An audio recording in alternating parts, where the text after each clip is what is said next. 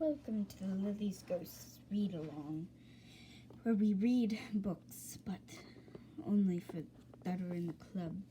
So this one is Lily's Ghosts, how the club started. Let's start.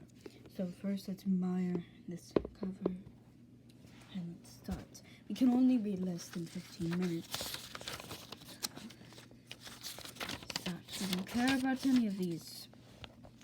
The first chapter is Boo. Oh no. The historic city of Cape May, a charming shore village on the tiptoe of New Jersey, is famous for three things: Victorian homes, frosted pink and white as the sweetest cakes, sun-washed beaches littered with diamonds, and many befuddled ghosts. Most do not know that they are ghosts. They go about their business, bound for the shore or for their old jobs as tour guides or bank tellers or taffy pullers, yammering peevishly at the living.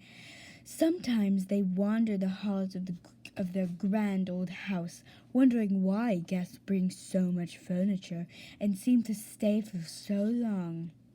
And then there are those tragic few who understand their lives have taken an abrupt and brutal turn, and that they are helpless to change it.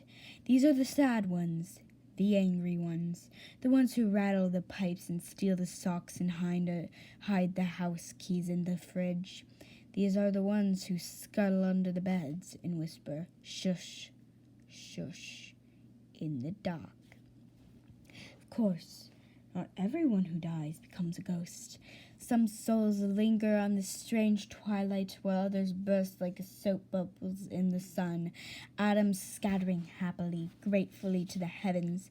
Who knows what ways these sad souls on this earth? Who knows what haunts the ghosts?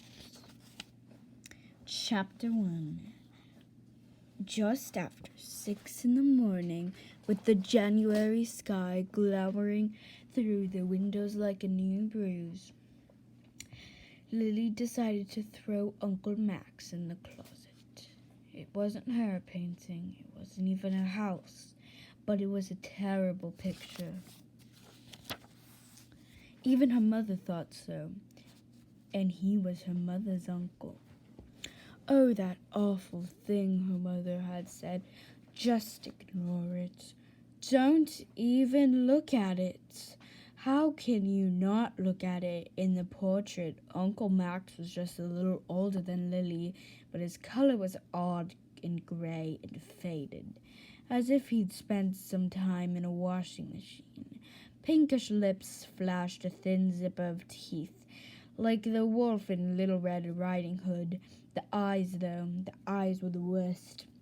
Lily thought that if she turned off the lights, the eyes would green up the dark, twirl like pinwheels in the sockets. If I looked like that, there's no way I'd let anyone paint a picture of me. Lily's mother waved her hand. What does he care? He's dead. For Lily, it was bad enough that she and her mother had been kicked out of the big white house in Montclair, New Jersey, just that morning.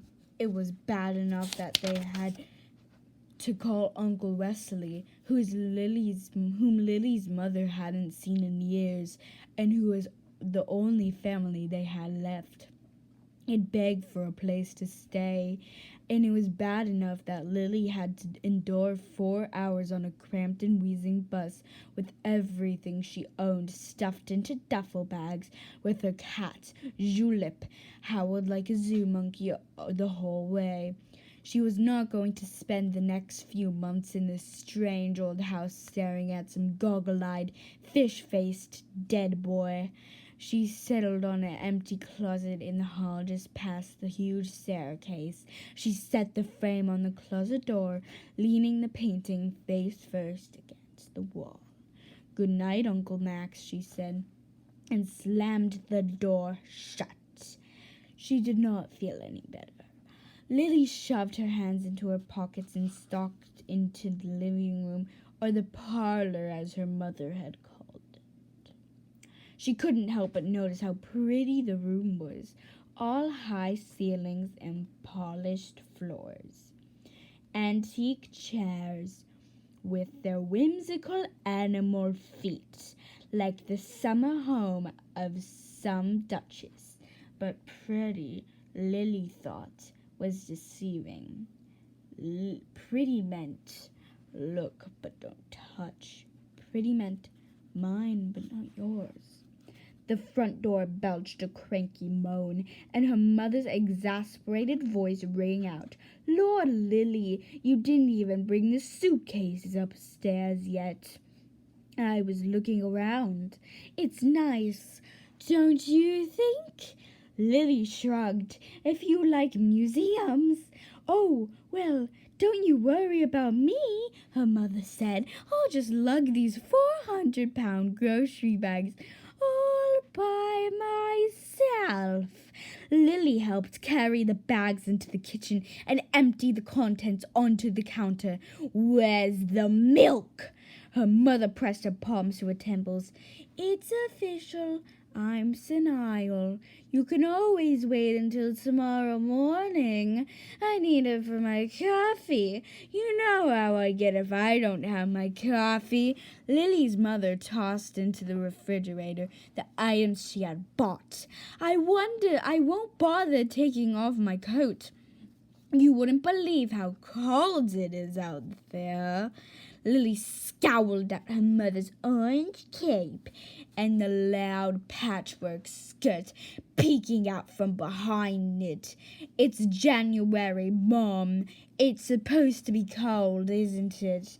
I just never think it would be this cold. You never think it will be this cold, Lily said, or this bad, or this hard, or this long. What are you talking about?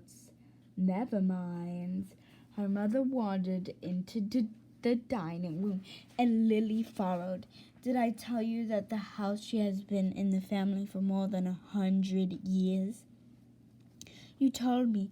Lily took in the china cabinet with its belly full of crystal, the chandelier that glittered in a small universe over the table.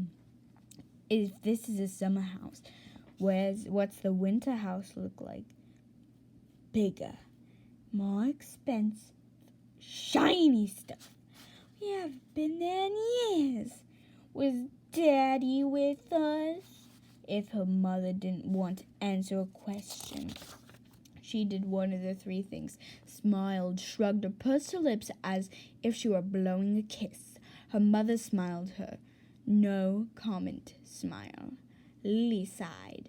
So is your Uncle Wesley a millionaire or something? Or something, her mother said, laughing. She ran her hand across the surface of a table, the bracelets she had designed herself, jangling on a thin arm. I don't think Uncle Wes has changed anything here since you were little, she smiled. And it's been a long time since you were little. Lily inspected the split ends of her long cinnamon stick hair.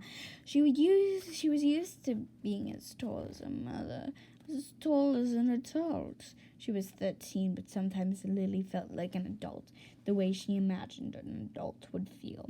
Tired, disappointed. Her mother sighed. Can I see antiques? I can see antiques are not our thing. Did you check if we have cable? She marched down the hallway, past the stairs and into the TV room, Lily trailing behind. Her mother plucked the remote off the top of the TV and flicked on the machine. More channels than a teenager could hope for, she said. She looked past Lily to the wall. Lily, where's the painting? What painting? Lily made her own eyes big and round, batting her eyelashes. So innocent. You know what painting? Her mother pointed to an empty space over the mantel. Oh, that painting. I put it in the closet. Lily. And that is the end for today. So, not tomorrow will we continue reading this, but next Friday. Next Friday will be part 2 of reading Lily's Ghosts. But what happens when we finish Lily's Ghosts? We will read the next book, castle.